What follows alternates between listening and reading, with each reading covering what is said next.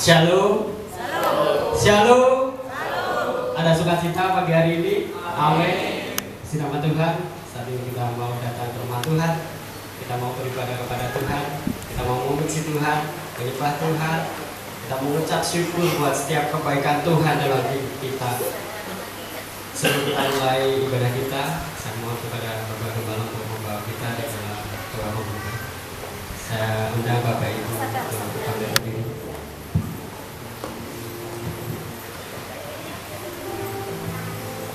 Mari Bapak Ibu, kita satukan hati kita dan kita pertolongan Tuhan, penyertaan Tuhan dalam kebaktian Ibu Raya. Bapa kami yang di surga, pada pagi hari ini kami memang khusus mempunyai waktu untuk memuji Tuhan dan menyembah Tuhan dan mendengarkan firman Tuhan. Kiranya Tuhan melihat hati kami, kuduskan, sucikan, ampunilah segala kesalahan pelanggaran kami. Engkau lihat pertobatan kami ya Tuhan Yesus. Kuduskan selalu. Terima kasih ya Tuhan Yesus. Kami berdoa untuk kebaktian. Nama Tuhan dimuliakan, nama Tuhan diagungkan. Dan ada benih firman Tuhan yang akan kami bawa untuk menjalani hidup ini dan menjadi pelita dalam hidup kami ya Tuhan. Menerangi jalan-jalan kami ya Tuhan.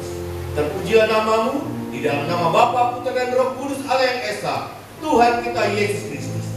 Haleluya. Amin. Puji nama Tuhan.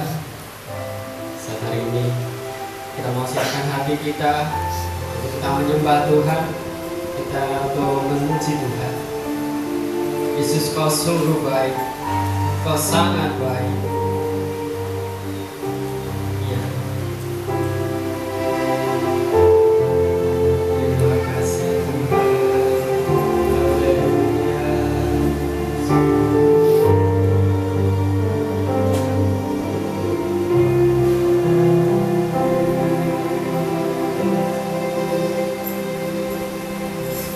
Yesus, kau sungguh baik.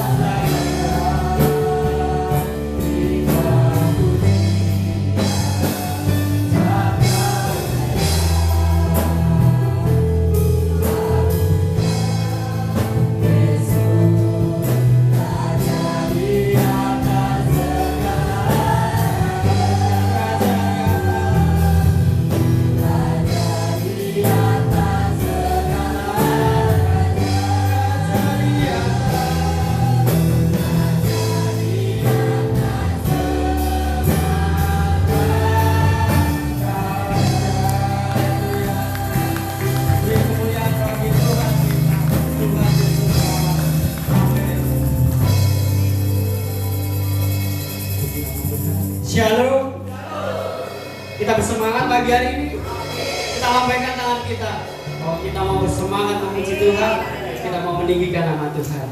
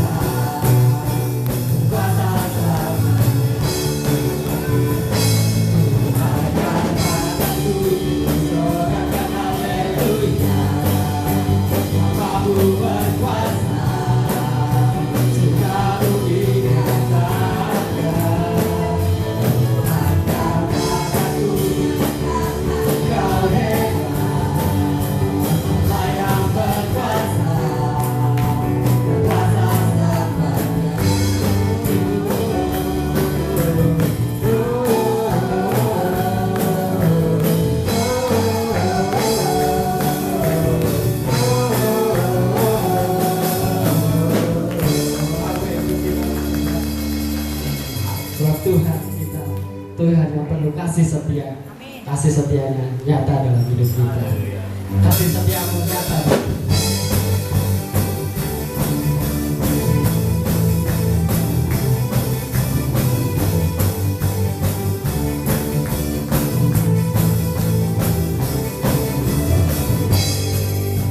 Setiamu nyata bagiku.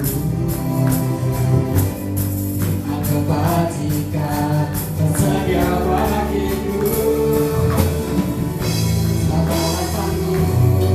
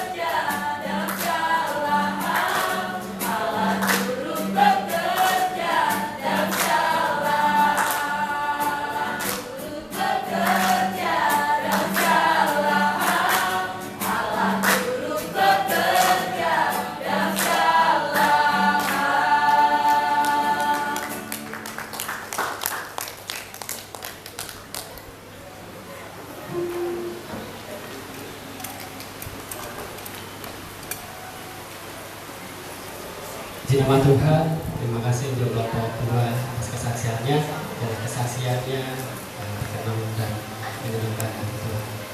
Tiba waktunya kita akan mendengarkan firman Tuhan. Saya undang Bapak Ibu, saudara teman-teman sekalian.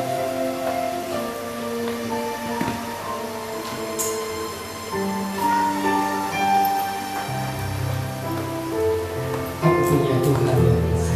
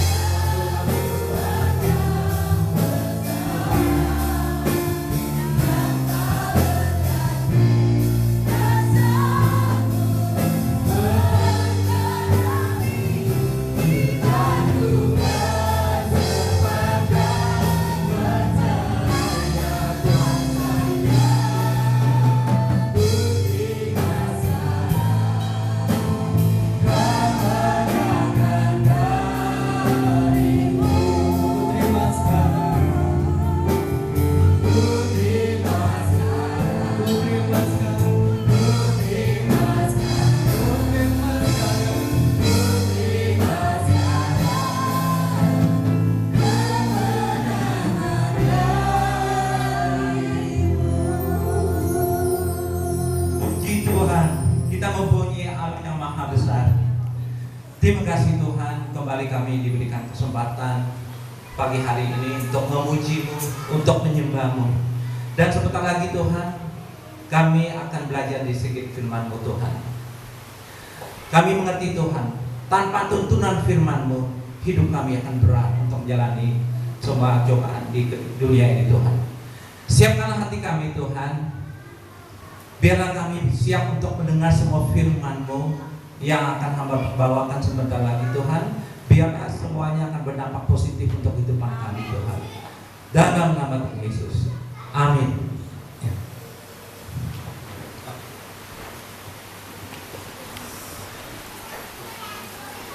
Shalom. Selamat pagi. Apa kabarnya? Amin. Anak Tuhan selalu luar biasa. Ya. Saya sangat bersyukur pagi hari ini saya dipercayai untuk membawakan suatu tema sederhana tapi sangat sulit untuk kita terapkan. Terutama buat saya pribadi sangat berat. Tapi inilah proses belajar. Saya tetap mau belajar, ya. Yang diberi judul mengembangkan kesabaran. Ya, develop our patience. Ya, hampir setiap hari kita mengatakan sabar, nak, sabar Bapak. Setiap hari kita dengar. Tapi pertanyaannya, apakah kita yakin bahwa kita mengerti tentang sabar? Nah, hari ini kita diberi Tuhan kesempatan untuk belajar apa itu kesabaran. Mari kita baca nas kita hari ini, Yakobus 5 ayatnya yang ke-7 sampai 11. Ya. Ya, slide kedua. Kita baca dengan sepenuh hati. Yakobus 5 ayat yang 7 sampai 11 bersama-sama. Siap semuanya? Ayat yang ke-7. Begini bunyi firman Tuhan. Karena itu, saudara, bersabarlah sampai kepada kedatangan Tuhan. Sesungguhnya petani menantikan hasil yang berharga dari tanahnya, dan ia sabar sampai telah turun hujan musim gugur dan musim semi. Yang ke-8, kamu juga harus bersabar dan harus menunggukan hatimu, karena kedatangan Tuhan sudah dekat. Saudara-saudara, janganlah kamu bersungut-sungut dan saling mempersalahkan, supaya kamu jangan dihukum. Sesungguhnya hakim telah berdiri di ambang pintu. Yang ke-10, saudara-saudara, turutilah teladan penderitaan dan kesabaran para nabi yang telah berbicara demi nama Tuhan. Sesungguhnya menyebut mereka berbahagia, yaitu mereka telah bertekun. Kamu telah mendengar tentang keteguhan Ayub, dan kamu telah tahu apa yang pada akhirnya disediakan Tuhan baginya, karena Tuhan Maha Penyayang dan penuh belas kasihan. Bapak Ibu, Yakobus di sini menulis suratnya ini bukan hanya untuk umatnya atau umat-umat tertentu saja, tetapi dia menulis ini untuk kaum Kristen yang tersebar di seluruh daerah Mediterania. Apa itu Mediterania? Ya, Mediterania maksud saya adalah istilah geopolitik. Ya, geopolitik itu yang merujuk ke negara-negara yang berbatasan dengan laut Mediterania. Nah, laut ini terletak di antara Eropa Selatan, Afrika Utara, dan Asia Barat. Kalau waktu dituliskan itu terdiri sekitar 20-an negara. Tapi sekarang kalau dihitung hampir 30-an negara, ya, yang tercakup dengan geopolitik Mediterania, ya. Dan di sini pun Ayub menulis surat ini menunjukkan perhatian kepada orang-orang miskin yang tertindas pada saat itu, ya. Coba kita lihat ayat yang ke-7, ya. Ini kita membaca dengan sampai telah turun hujan musim gugur dan hujan musim semi, ya. Bapak Ibu, kita tahu di daerah sana, kalau sekarang sekitar daerah Palestina, ya, itu Hujan musim gugur itu antara Oktober dan November. Nah, setelah mereka sono petani itu menanam bibitnya, hujan turun.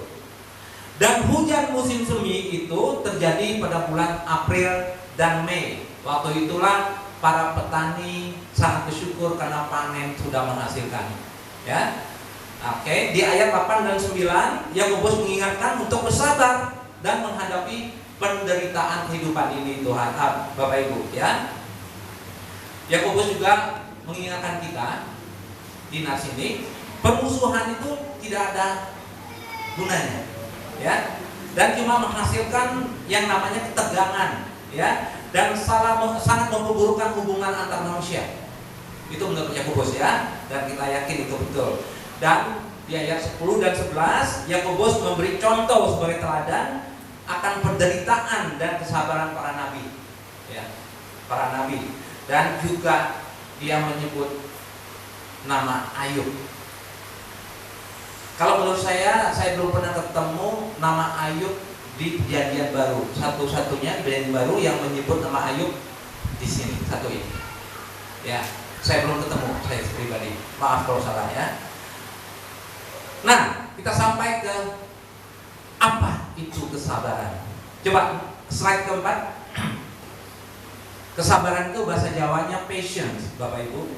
Ya. Ya. Patience.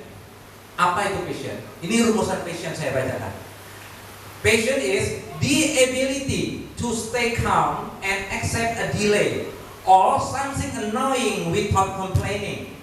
Ya, bahasa kitanya kira-kira kesanggupan untuk tetap tenang dan menerima penundaan atau sesuatu yang mengecewakan tanpa mengeluh, without complaining. Rumusan definisi yang kedua, ya, the ability to spend a lot of time doing something difficult that needs a lot of attention and effort. Ya, bahasa kitanya kira-kira begini: kesanggupan untuk menghabiskan banyak waktu mengerjakan sesuatu yang sulit, yang memerlukan banyak perhatian dan upaya. Banyak perhatian dan upaya.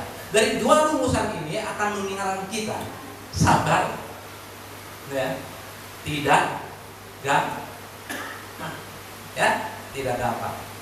Nah, terus pertanyaannya sekarang, ya, kenapa kita harus bersabar? Kenapa kita harus bersabar? Di Alkitab tertulis begitu banyak firman Tuhan yang berkaitan dengan kesabaran. Banyak sekali, dari Perjanjian Lama sampai Wahyu. Banyak sekali, sampai di Wahyu pun masih ada tentang kesabaran itu. Itu artinya apa? Tuhan benar-benar ingin kita semua umatnya ini menjadi sabar. Dan itu dengan kata lain, Tuhan mewajibkan tiap dari kita untuk bersabar, ya. Oke. Untuk lebih mendalam lagi, ada baiknya kita baca reminders berikut ini. Reminders, slide kelima. Ya. Saya akan bacakan reminders di sini yang menurut saya sangat mendukung kita untuk mengerti, ya. Nah, yang pertama, patience creates understanding and wisdom. Itu yang pertama. Kesabaran itu menciptakan pengertian dan kebijaksanaan. Saya akan bacakan Amsal 14 ayat ke 17 dan 29 yang berkaitan dengan poin ini, ya. Saya bacakan yang Amsal 14 ke 29 dulu, ayat ke 29 dulu, ya. Begini bunyi firman, Amsal 14 ayat 29. Orang yang sabar besar pengertiannya, tetapi siapa cepat marah membesarkan kebodohan. Itu yang pertama. Terus saya baca lagi 1 Amsal 14 ayat yang ke-17. Siapa lekas naik darah berlaku bodoh, tetapi orang yang bijaksana bersabar, ya. Itu poin pertama, ya. Kesabaran itu menciptakan pengertian dan kebijakan. Poin yang kedua, remindersnya, patience can make peace. Kesabaran bisa membuat perdamaian, ya. Nah, saya akan baca lagi Amsal buat Bapak Ibu. Amsal 15 ayat ke-18, ya. Si pemarah membangkitkan pertengkaran, tetapi orang sabar memadamkan pembantahan, ya, perbantahan. Ya. Itu ayat yang ke 18, ya. Poin kedua, kesabaran membuat kedamaian. Ya. Terus poin ketiga dari Dimendes ini, passion can make us strong and powerful. Kesabaran bisa membuat kita kuat dan berkuasa. Ini sering kita baca satu ayat satu ini. Amsal 16 pasalnya 32. Ayo kita cari itu, Bapak. Ini sering kita baca, sangat akrab dengan kita. Amsal 16 ayat yang 32. Ya. Kita baca bersama. Langsung oh iya. Sering kita dengar kadang-kadang tapi kita tahu itu dari Amsal. Tapi ini sangat berkenan dengan sangat berkaitan dengan topik kita pagi hari ini. Kita baca Amsal 16 ayat 32. Sudah ketemu? Amin. Oke, kita baca bersama. 3, 2, 1. Yang sabar melebihi seorang pahlawan. Orang yang menguasai dirinya melebihi orang yang merebut kota. Ya. Terus yang satu lagi, passion can save us. Kesabaran itu bisa menyelamatkan kita. Kita baca juga Matius sekarang. Coba buka Matius. Ya. Matius 24 ayatnya yang ke-13. Ya. Oke. Matius 24 ayatnya yang ke-13. Oke? Ketemu? Ayo kita baca bersama. Matius 24 ayat 13. Begini bunyi firman 3, 2, 1. Tetapi orang bertahan sampai pada kesudahannya akan selamat. Bapak Ibu, berbicara tentang kesabaran ini secara otomatis kita harus menyinggung yang namanya kemarahan, anger. Siapa sih yang gak pernah marah? Ya. Luar biasa ya. Kadang-kadang dibangun dia udah marah. Pagi-pagi udah marah. Ada teman saya mengatakan gini, kemarahan itu sarapan pagi berdua katanya. Sarapan pagi berdua. Aduh, saya bilang sama dengan obat susu, sama kopi. Ya, the opposite of passion is anger. What is anger? Marah-marah. Kemarahan itu apa? Lagi-lagi kita bicara tentang definisi supaya kita lebih memahami apa itu kemarahan. Anger, slide ke-6, ya. Slide ke-6. Ini anger, ya. Saya bacakan. Anger is the strong feeling that have when something has happened that you think is bad and unfair. Ya. Perasaan kuat yang kamu miliki ketika sesuatu yang sudah terjadi yang kamu pikir buruk dan tidak adil. Tidak adil berbuat. Ya. Itu tidak fair berbuat, marah kita. Kok bisa begini sih? Ya, marah kita. Ya. Nah, tapi Bapak Ibu, kita udah sampai sini. Mari dong kita bicara tentang realita. Kehidupannya tidak lepas dari namanya reality. Nah, coba saya tampilkan sedikit realita. Slide 7. Ya, slide 7. Ya, ini realities. Saya baca 2 poin ya tentang realita ini. Mudah-mudahan Bapak Ibu setuju dengan realita ini. Ya. Almost yang pertama ya. Almost all of problems are connected with anger. Hampir semua masalah berkaitan dengan kemarahan. Setuju? Walaupun belum marah, tapi ditabrak tiba-tiba jadi marah. Ya. Oke? Saya yakin semuanya setuju ini ya. Yang kedua, ini lebih penting satu ini. Uncontrolled anger creates stupidity and serious problems. Ya. Kemarahan yang tak terkontrol menciptakan kebodohan dan masalah-masalah serius. Uncontrolled patience, kesabaran yang tak terkontrol.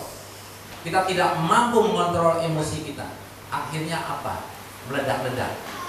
Ya, saya ingatkan, kalau kita sampai poin itu jangan mengambil putusan. Ya, jangan ribut dengan pacar kalau langsung putus. Begitu jalan 3 langkah udah nyesal. Kita cerai. Ya. Ya, 2 jam menyesal. Jadi jangan mengambil keputusan. Kalau perlu jangan berkata apa-apa lagi marah kita. Tahan, jaga jarak, ya. Oke. Setelah ibu-ibu, setelah kita mengerti dan menyadari tentang realita di atas, sudah semestinya kita harus lebih bijaksana, ya, untuk menghadapi orang-orang yang lagi marah, khususnya yang lagi marah kepada kita tentunya.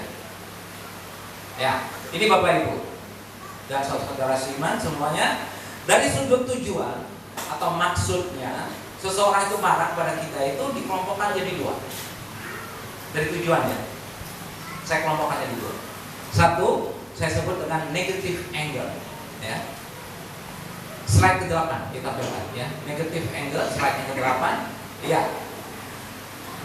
Ini yang negatif. Usually for blaming us. Itu tujuannya. Apa itu? Tujuannya untuk menyalahkan kita.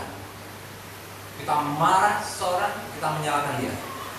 Kedua, for judging us, untuk menghakimi kita.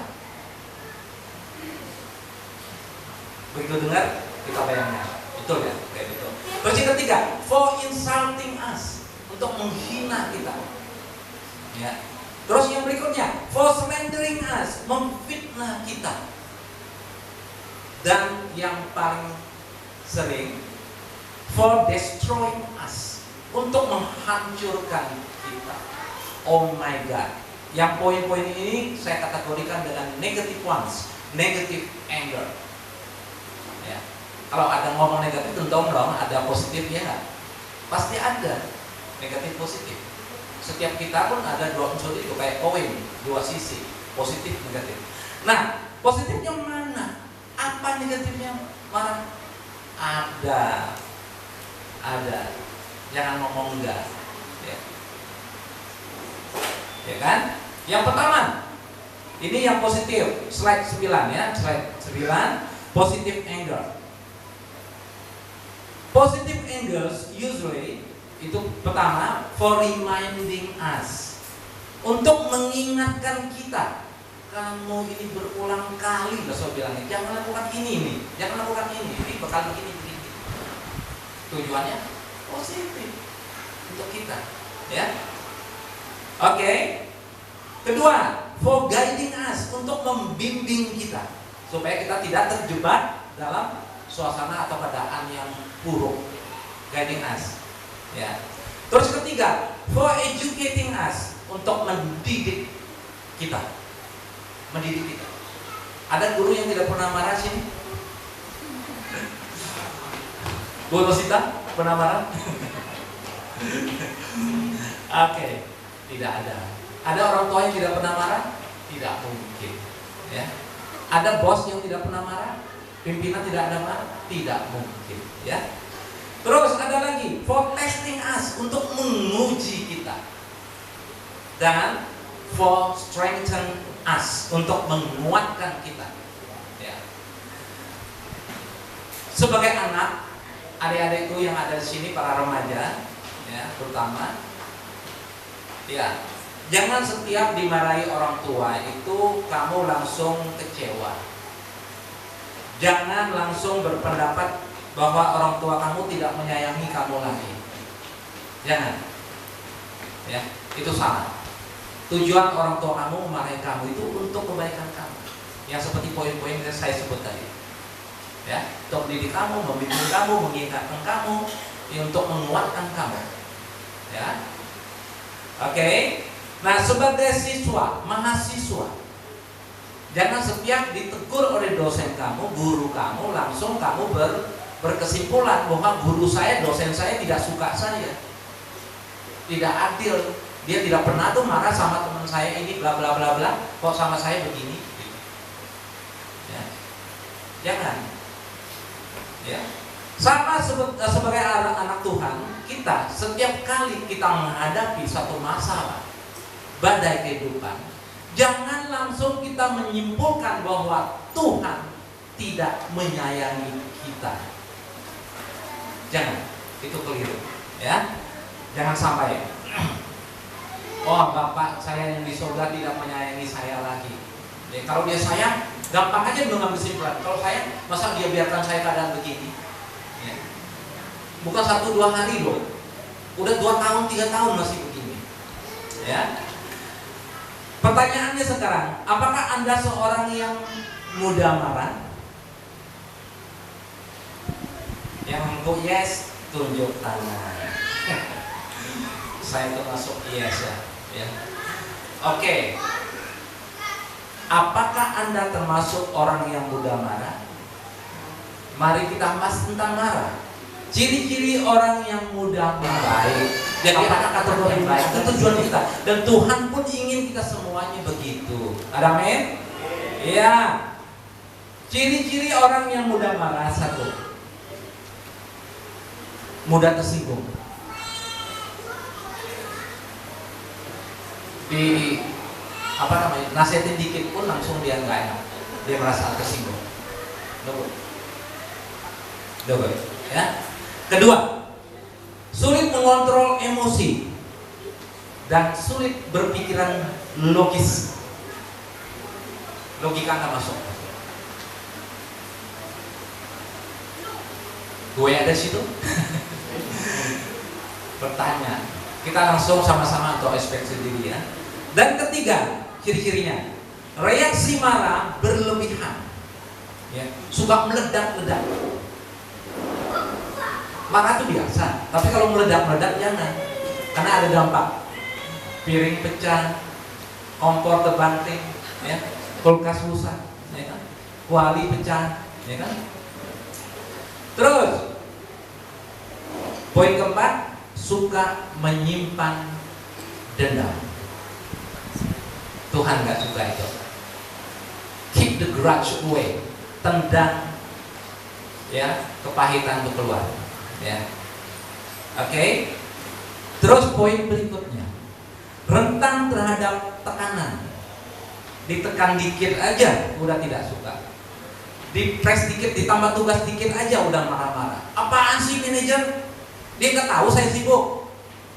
Padahal manajernya punya rencana untuk mengangkat dia posisinya nanti. Dilatih dulu lewat tugas tambahan tadi. Ya.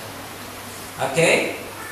Nah, rentan sekali terhadap tekanan. Ditekan dikit langsung, ya, gitu. Terus, ini iya atau tidak? Saya rasa iya. Iya banget ini menurut saya. Tidak suka berinteraksi sosial. Yang mudah marah. Ngapain pusing gua? Ya, ada si A si B si ini pusing gua. Enakan gua duduk aja di rumah. Oke. Terus sering merasa frustasi, kecewa, jengkel, tidak puasan. Kalau gagal sedikit aja udah tidak sesuai dengan tujuannya, ya, digampang sekali dosa. Itu frustasi, ya. Frustrasi, ya, bukan frustasi, frustrasi, ya. Bapak Ibu, mari kita lihat penyebab orang mudah marah itu apa sih sebenarnya. Lagi-lagi pelajaran buat kita. Slide yang ke-11, ini penyebabnya. Ya, penyebab orang mudah marah ini. Pertama, trauma masa lalu. Masa kecilnya segala macam itu sangat gampang. Ya. Yang kedua, sering begadang. Yang suka begadang jangan anggap enteng. Jangan. Ya. Dokter pun mengiyakan ini. Ya. Apalagi begadangnya sambil minum-minum, tambah efek alkohol. Apalagi sambil berjudi, apalagi pas kalah judinya. Jangankan marah, istri pun dibanting. Jangan begadang. Kurang tidur itu sangat berdampak untuk menyebabkan orang mudah marah. Oke? Terus ada faktor genetik. Ya, ada kata orang itu pewaris sifat. Waktu sifat gua ini warisin dari bapak gua gitu. Ada yang kayak gitu. Ya, pewaris sifat. Ya. Terus poin berikutnya penyebabnya adalah sering merasa diabaikan atau tidak dihargai. Hati-hati kita sebagai orang tua yang begini. Ya, anak itu merasa tidak berharga. Dia gampang sekali terpicu emosinya. Beri dia tantangan. Ayo nak, tunjukin apa yang bisa kamu lakukan. Ya, kamu bisa? Oke, silakan. Ya. Itu merasa tidak dihargai, ya, oleh atasan, oleh orang tua, oleh guru, ya. Terus penyebab berikutnya, gangguan kekecewaan yang berlebihan. Jadi waktu kita kecewa jangan lebay, hati-hati, itu berdampak, ya, berdampak, ya. Oke, terus karena depresi, poin berikutnya, ini kesehatan mental istilahnya. Terus ada juga efek samping obat-obatan juga ada, ya. Nah, saya kasih contoh lah, ini efek statin, ya. Oke. Statin, ya. Statin ini obat apa? Kolesterol ya, apa? Ini Pak Molan tahu banget ya. Ya. Jadi kolesterol tinggi kita obat pakai yang mengandung statin itu mempengaruhi juga, Mbak. Ya. Oke, itu sekedar kita itu karena kita bukan membahas tentang sakit, tapi kita cuma mengungkapkan penyebab orang mudah marah. Jadi kalau orang tua kita lagi marah karena proses pengobatan, kita harus ngerti juga lah. Oh, ini mungkin dari efek papa saya itu udah 3 hari tidak tidur. Ya Pak, papa marah. Ya. Ya. Sebagai orang anak, kita juga harus ngerti ketika orang tua marah. Kita harus tahu kenapa sih bapak kok sampai begini, kok seperti begini. Kenapa mama saya begini? Kita harus cari tahu. Nah, kalau memang kita udah tahu cause-nya, kita pun harus sedikit understanding-nya kita tunjukkan kepada orang tua, ya. Bahwa yang saya ngerti mama marah karena ini kan, gitu. Harus, ya. Tuhan ngirim gitu. Nah, mari kita terus berupaya untuk mengalahkan uncontrolled anger. Karena inilah poinnya kita. Kita harus berjuang, kalau perlu saling mendukung untuk mengalahkan amarah yang tak terkontrol itu. Kita pakai, ya. Fight our uncontrolled anger by developing our patience. Itu pasti. Kalau kita terus belajar untuk lebih sabar, secara otomatis kita bisa mengurangi uncontrolled anger itu. Ya. Pasti ya. Seperti yang tertulis di Amsal 16 ayat 32 maksud saya. Saya bacakan buat Bapak Ibu. Bahwa orang yang sabar melebihi seorang pahlawan. Ya, kalau duniawi seorang pahlawan, wow, hero, luar biasa dihargai secara duniawi. Tapi Tuhan menuntut kita lebih dari hero itu sendiri. Bagi Tuhan, kesabaran itu jauh lebih berdampak, lebih positif daripada sekedar hero itu sendiri. Karena dampaknya sangat lebar, ya, sampai keselamatan, ya. Itu maksud Tuhan, ya. Tuhan meyakini kita untuk bersabar, untuk bahwa kesabaran kita itu akan mampu mengatasi masalah kita. Kita harus yakin. Coba kita rame-rame katakan, ya. Kesabaran kita akan mampu mengatasi masalah-masalah kita. Katakan sama-sama. Ayo, 2, 3, 1, baca. Kesabaran kita akan mampu mengatasi masalah-masalah kita. Kalau kita sering mengatakan itu, kalau pas lagi marah, kalau saya lagi marah gimana? Wusha. Tahu wusha, pernah dengar? Ini wusha itu paling simpel. Lagi marah, kita tahu kalau kita bicara ini bakal dampaknya akan memburuk masalah.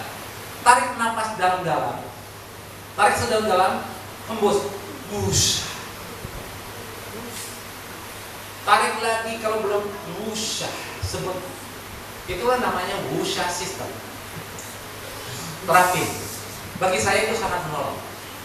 Misalnya kita nggak kuat lagi berhadapan dengan dia, kita minggir ke kamar atau kemana, tarik nafas dari dalam, tarik nafas, buang nafas, tarik lagi. 3 kali aja langsung meredakan tekanan darah. Amin. Itu sangat menarik. Kalau bagi saya sangat menarik. Bagi Bapak Ibu yang belum pernah coba, boleh coba. Kalau pas lagi marah, ya. Oke.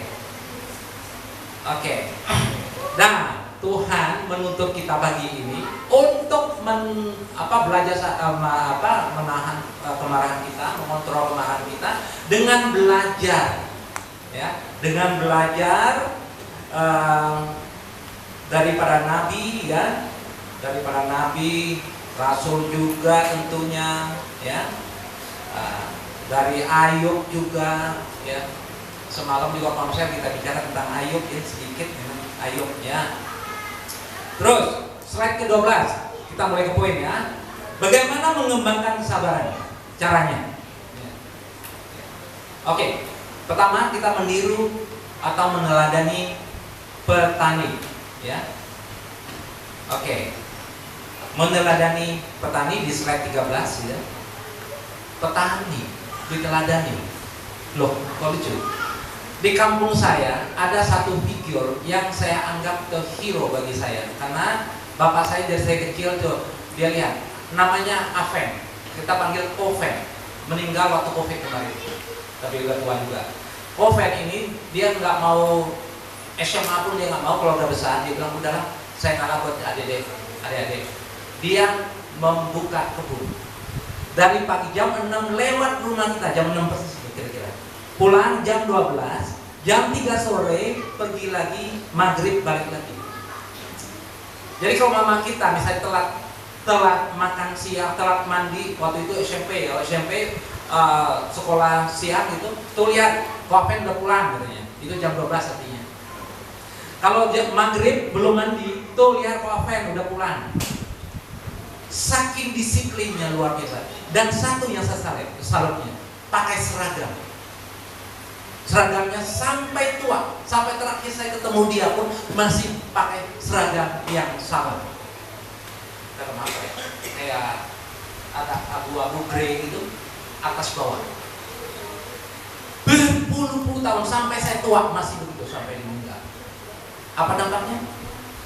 Suatu hari papa saya bilang, lihat kok Aven, percaya sama bapak. Kok Aven itu mau miskin pun tidak akan bisa. Mau miskin pun tidak akan bisa. Betul. Anak-anaknya udah super kaya sekarang. Petani loh, tanpa ilmu dia yakin. Nah, tentang petani ya, bukan peternak, kita petani. Ya. Petani itu tidak gampang. Saya berupaya untuk membuka kebun ya. Kebun lada, kebun macam-macam. Saya senang, saya untuk menanam diri. Ya. Saya senang. Saya lihat susahnya sih. Apa sih susahnya bikin kebun itu? Ternyata memang susah. Untuk mempersiapkan lahan itu perlu perjuangan yang luar biasa. Ya kan? Tahu sama ngomong lahan lah. Kita ngomong bibit dulu. Seperti yang di sini. Untuk singkatnya. Bibit. Ya. Bibit itu harus siapkan. Tidak mungkin kita asal bibit. Harus tahu. Ya. Seperti orang merit harus tahu bibit bobot, ya. Harus tahu. Cari bibit yang baik. Tanam pun harus ada proses penanaman. Begitu tumbuh harus kita rawat. Bukan langsung tumbuh panen, no.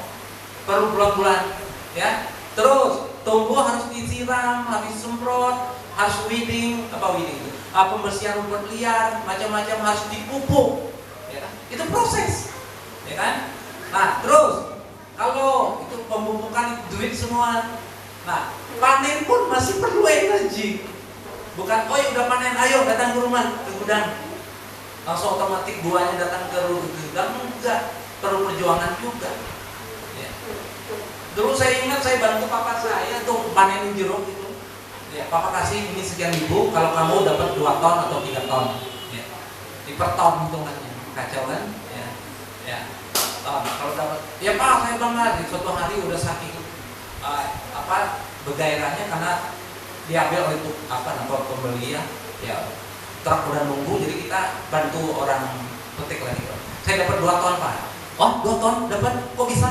Padahal mulainya jam pulang dari SMA, waktu itu SMA 1 ya. Nah, kamu tahu berapa duitnya? Beli sadel baru. Pak, saya punya sadel kayak Om punya. Sadelnya bagus empuk. Karena bersepeda waktu masih ke sekolah masih naik sepeda waktu itu. Ya. Sadelnya mahal. Kata bapaknya, kamu luar biasa nak. Dia lihat tahu nggak apa? Luar biasa di apa? Sobek kena duri. Saking bernapsunya untuk dapat 2 ton tadi. Papa saya kasih double. Kamu dapat begini, berarti kamu udah maksimal. Ya. Saya ingat banget itu. Bukan cerita di rocknya, bukan. Tapi cerita motivasinya orang tua itu untuk mendidik kita. Beli sadel pun harus kerja. Suatu hari saya bilang, mama saya pelit amat sih bapak. Mama saya ketawa. Dia ketawa. Nah, nanti kamu dewasa, kamu ngerti maksud papa apa. Dewasa kita bersyukur. Ya. Sekarang udah meninggal, siapa yang mau marahin kita? Siapa yang mau mendidik kita? Nggak ada lagi. Ya. Kita rindu itu. Itu penting ya. Saya baca lagi ke Yakobus 5 ayat 7. Karena itu saudara, bersabarlah sampai kepada kedatangan Tuhan. Sesungguhnya petani menantikan hasil yang berharga dari tanahnya, dan ia sabar sampai turun hujan, musim gugur dan musim semi. Artinya dari proses menanam bibit sampai ke panen. Tetap sabar. Ya, itu petani. Ya. Terus ya, slide ke-14. Slide ke-14 itu by emulating prophets ya. Ya, ini untuk bukan cuma prophets, itu apostle juga harus kita meniru, meneladani mereka. Rasul, para nabi itu penuh dengan pelajaran. Saya baca-baca banyak tentang pengalaman para nabi, rasul, yang saya simpul satu. Tak ada satupun dari mereka yang perjuangannya, yang pelayanannya kepada Tuhan itu yang berjalan mulus. Satupun tidak ada. Satupun tidak ada. Ya. Yang mereka itu tidak lepas dengan namanya penolakan. Ya, penolakan, penghinaan, pemfitnaan, ya kan? Terus pengkhianatan, ancaman, apalagi penahanan, penyiksaan fisik, bahkan pembunuhan. Banyak yang meninggal, yang dibunuh. Tuhan membuka mata kita, membuka hati kita pagi ini untuk kita meniru para nabi, untuk kita lebih bersabar. Ya. Nah, berkaitan dengan ini, poin ini saya baca lagi kembali dari Nats. Yakobus 5 ayat 10. Saudara-saudara, turutilah teladan penderitaan dan kesabaran para nabi yang telah berbicara demi nama Tuhan. Dan yang terakhir, meneladani Ayub. Ya, by emulating Ayub. Ya, Ayub itu bukan nabi, bukan rasul, tapi sangat berkenan di mata Tuhan, ya kan? Sangat berkenan pada Tuhan. Nah, Ayub ini, ya, kita lihat penderitaan Ayub. Saya akan simpulkan sedikit tentang penderitaan Ayub ini, luar biasa biar kita lebih mengerti. Ayub itu cuma sering kita dengar kehilangan semuanya. Saya mulai cari tahu yang kehilangan itu apa aja. Ternyata luar biasa. Saya sebut yang saya tahu aja sini. Ayub kehilangan semua hartanya. Yang saya tahu hartanya disebut 500 pasang lembu. 500 pasang berarti 1000. 500 keledai betina yang dirampas oleh orang Sheba. Keledai betina itu lebih mahal, ya. 3.000 ekor ontanya yang dijara oleh orang-orang Kasdim. 3.000. Dan yang paling menyakitkan Ayub adalah 7.000 ekor kambing dan dombanya, dan para penjaganya, karyawan-karyawan dia yang merawat kambing dan dombanya itu hangus tersambar api. kayak petir di langit, mati semua. Itu berat sekali buat Ayub. Putra-putranya habis semua, disambar juga pas lagi saat makan. Habis lagi. Dan apakah itu cukup? Belum. Ayub menderita penyakit yang disebut dengan bara. Bara itu apa? Kayak bisulan. Bisulan, busuk, meletus, meledak, itu apa namanya, dia pecah, kayak dia virus dia. Dan nepak lagi, dari kaki sampai ke wajah. Ditinggalin teman. Ada teman sampai meledek dia. Mana Tuhan lu yang lu bangga-banggakan itu? Begini memuja Tuhan, ya kan? Hilang semuanya. Ya. Oke. Tapi, ya, Ayub, apakah dia menyerah karena penderitaan itu semua? Tidak. Ya. Ayub berkata, saya ambil satu pasal yang tentang Ayub ini dari Ayub 42 ayat yang kedua. Ayub 42 ya, ayat kedua. Begini bunyi firman Tuhan. Aku tahu bahwa engkau sanggup melakukan segala sesuatu dan tidak ada rancanganmu yang gagal. Tidak ada rancanganmu yang gagal. Ayub pegang itu. Ya. Oke. Ini tentang Ayub. Nah, jangan kita menolak untuk berupaya dari sabar ya. Nah terus Ayub itu setelah sabar apa dong hasilnya? Luar biasa. Setelah Ayub, saya pernah bertanya berapa puluh tahun sih Ayub yang menderita? Ya. Siapa yang tahu berapa tahun?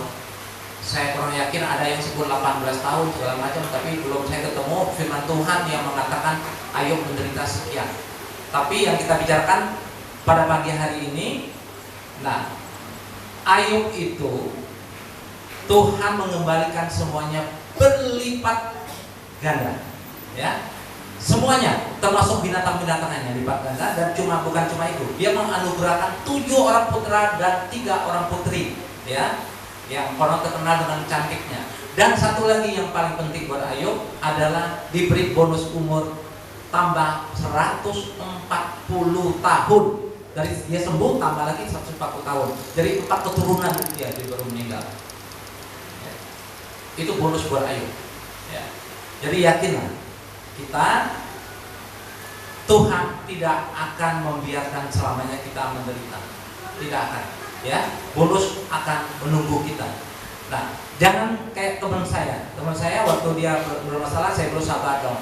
Dia ngomong apa dong enggak? Semalam juga saya singgung. Dia mengatakan, enak aja ngomong. Emangnya gua Ayub katanya. Orang Kristen juga.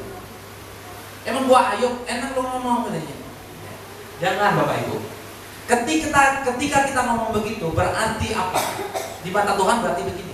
Kamu telah menolak untuk meneladani Ayub. Kamu tidak mau berusaha untuk sesabar Ayub. Kedua, ada poin kedua lagi. Ketika kita mengatakan itu berarti kita tidak meyakini penyertaan Tuhan untuk membuat kita kuat. Kita tidak meyakini bimbingan Tuhan, proteksi Tuhan. Ya. Itu sangat tidak berkenan di pada Tuhan. Ya. Oke, sebagai penutup saya ingin mengatakan begini bahwa ya, kita itu sudah meragukan jangan boleh meragukan bahwa Tuhan itu bersama kita ya. Jangan pernah ya. Dengan bersabar Bapak Ibu, kita akan memahami banyak hal. Setuju? Dengan bersabar. Kedua, dengan bersabar kita akan menjadi bijaksana. Dan dengan bersabar berarti kita menanti waktunya Tuhan. Saya ulangi, ketika kita bersabar berarti kita telah menanti waktunya Tuhan. Ya, karena seperti yang kita imani, God's time is the best. Waktunya Tuhan adalah yang terbaik. Yang percaya katakan amin. Mari kita berdoa. Terima kasih Tuhan. Di pagi hari ini kami kembali diingatkan untuk bersabar Tuhan.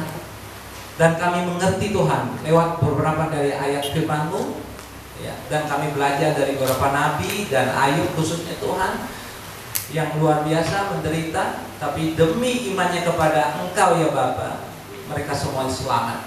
Kami ingin seperti Ayub Tuhan, dalam artian sabar Ayub Tuhan. Bimbinglah terus kami Tuhan.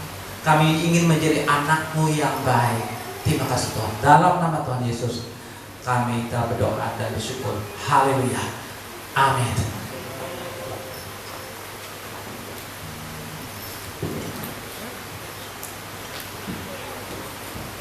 Puji nama Tuhan, terima kasih Bapak Sen untuk firman Tuhannya.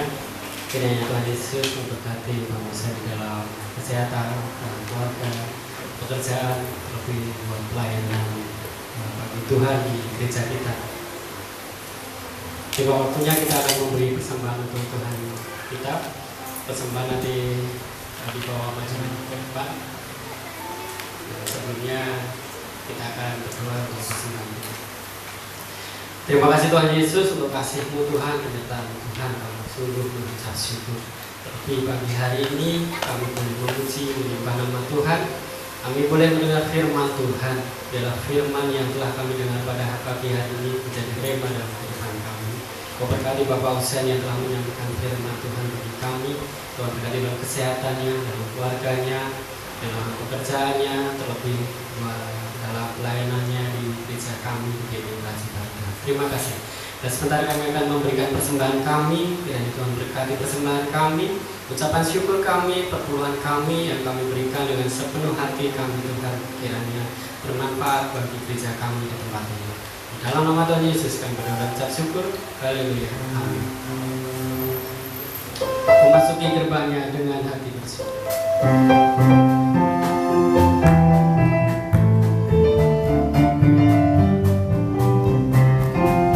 Memasuki gerbangnya dengan hati bersyukur.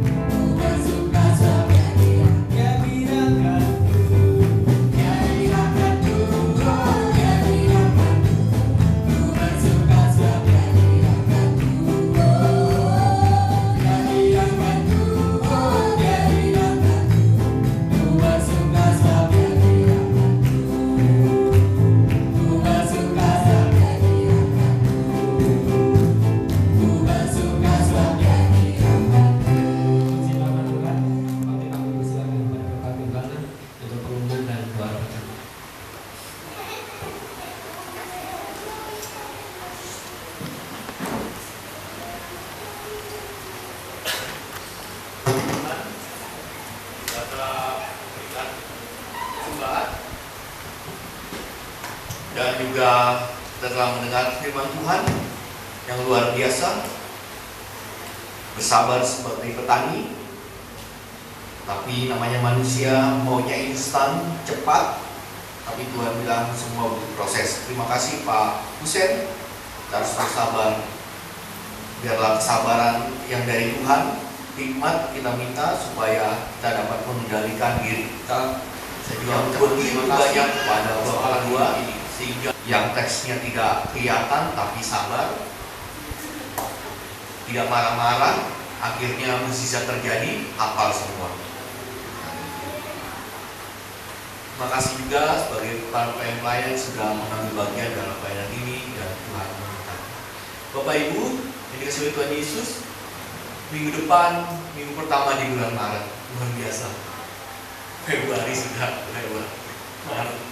Menyenangkan ya ikut Tuhan. Haleluya. Gelombang badai, angin ribut, selalu ada, tapi kok tiba-tiba sudah Maret. Kalau bukan karena Tuhan, siapa lagi yang bisa membuat kita berdiri teguh dalam Tuhan dan hidup kudus? Luar biasa. Kita siapkan hati kita untuk menerima perjamuan. Dan juga tanggal 1 di bulan Maret itu ada saudara-saudara kita yang menyatakan dirinya bahwa Tuhan Yesus adalah juru selamat dengan dirinya dibaptis. Ada 4 orang. Kita berdoa supaya mereka, saya suruh berdoa lagi kepada Tuhan. Jadi hari Kamis yang 4 orang ini dia akan berpuasa 24 jam. Hari Jumat dan hari Sabtunya mereka akan dibaptis jam 7 pagi di kolam renang Palem. Pak, kenapa nggak dibawa lagi? Dibawa bocor, saudara.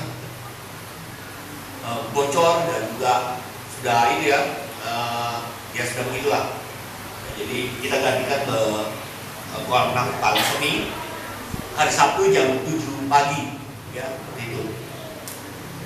Bagi saudara-saudara yang ingin melihat, menjadi saksi boleh datang, tapi dia sendiri ya.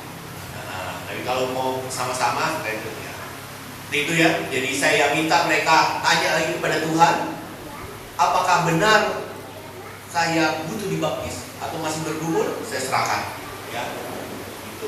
Saya akan tunggu mereka di sana jam 7. Kita doakan ya Bapak Ibu, saudara-saudara kita yang dibaptis kiranya yakin bahwa benarlah Yesus adalah juru selamat. Saya mau dibaptis. Itu yang bisa saya sampaikan. Dan hari-hari ada komsel-komsel yang berjalan, latihan-latihan musik, pelayanan terus berjalan, dan nama Tuhan dimuliakan. Itu yang bisa saya sampaikan Bapak Ibu, dan ucapkanlah syukur senantiasa kepada Tuhan karena Tuhan memberikan kita firman Tuhan yang luar biasa. Masih ada 10 bulan lagi untuk Natalan ya. Sabar. Puji Tuhan. Menyenangkan. Dan sebelum itu nanti di bulan April kita akan mengadakan doa banyak hari besar yang akan kita ikuti. Ada kematian Tuhan Yesus, kebangkitan Tuhan Yesus, dan ada kenaikan ya, dan doa 10 hari luar biasa. Begitu banyak yang kita bisa lakukan bersama-sama ya untuk memelihara nama Tuhan. Yang bisa saya sampaikan, dan tidak ada pengumuman lagi ya. Tapi ya tidak ada. Ya, terima kasih. Dan bagi yang sudah sembuh, Tuhan ucapkanlah syukur. Apabila ada saudara-saudara kita yang sakit, kita bawa dalam doa. Dan Bapak, bila ada saudara yang baru pertama kali hadir di tempat ini, terima kasih. Kehadiran saudara menguatkan kita semua, dan kiranya ada berkat Tuhan di saat saudara mendengar firman Tuhan dan memuji Tuhan bersama-sama dengan kami. Baik, kita berdoa sapa. Mari kita satu dalam doa. Bapa kami yang di surga, pada kesempatan ini kami ingin bersyafaat. Kami ingin ya Tuhan Yesus, nama Tuhan dimuliakan. Tuhan, sembuhkanlah sakit penyakit yang ada pada keluarga kami. Papa, mama, kakak, adik, saudara, Tuhan mau angkat sakit penyakit yang ada. Dan ada pun bila kami sendiri yang mempunyai sakit, saudara boleh pegang di mana tubuh saudara sakit. Minta pertolongan Tuhan, karena Tuhanlah sumber kesembuhan. Tuhan boleh angkat sakit penyakit hamba, Tuhan boleh pulihkan, Tuhan boleh perbarui. Bapa kami yang di surga, kami juga berdoa ya Tuhan Yesus, bagi Indonesia yang sedang trending, Indonesia gelap, kami mau tolak dalam nama Tuhan Yesus. Indonesia jaya, Indonesia terang, Indonesia menjadi berkat. Nama Tuhan dimuliakan. Bapa kami yang di surga, kami juga mengetahui ada hashtag lari saja dulu. Tuhan yang lari dari Indonesia, berikan skill yang baik, berikan kemampuan, ya Tuhan Yesus, berikan modal sehingga cukup dan tidak memalukan nama Indonesia di negara yang mereka tempati. Terpujilah namamu, nama Tuhan dimuliakan. Terima kasih Tuhan Yesus, syukur bagi namamu. Kami naikkan semua doa-doa kami untuk bangsa dan negara, untuk pemimpin kami, Presiden kami Pak Prabowo dan wakilnya Gibran, begitu juga menteri-menteri yang ada, yang kemarin juga baru dilantik, para wakil-wakil daerah, pemimpin-pemimpin daerah itu Tuhan berkati, sehingga pemimpin menjadi tangan kanan Tuhan yang memberi keadilan, kesejahteraan, keamanan bagi warganya. Terpujilah namamu. Mari saudara kita bangkit berdiri, kita akan menerima berkat.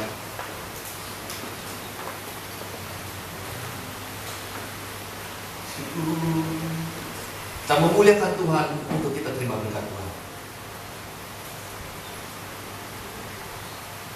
Haleluya. Menaikkan pujian. Kasih Yesus indah dalam hidupku, menghiasi hari dan jiwa.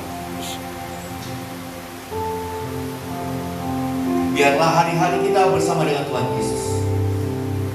Biarlah kelemahan tubuh kita dikuatkan oleh pendengaran akan firman Tuhan. Iman kita bertumbuh bersama dengan Tuhan Yesus. Kasih Yesus indah dalam hidupku, menghiasi hati, menghiasi hati dan jiwa. Katakan hanya Tuhan Yesus yang dapat hidup. Ku tak dapat hidup tanpa kasih-Mu, Tuhan. Pegang tanganku sepanjang jalan. Mari saudara kita naikkan kembali pujian yang menguatkan ini.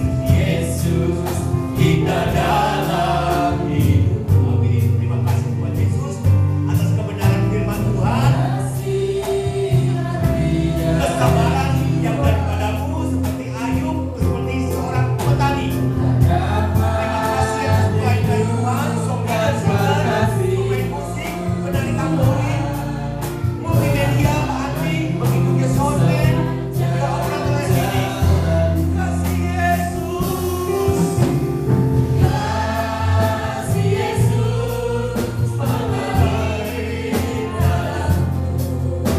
seperti sungai yang tak pernah kering.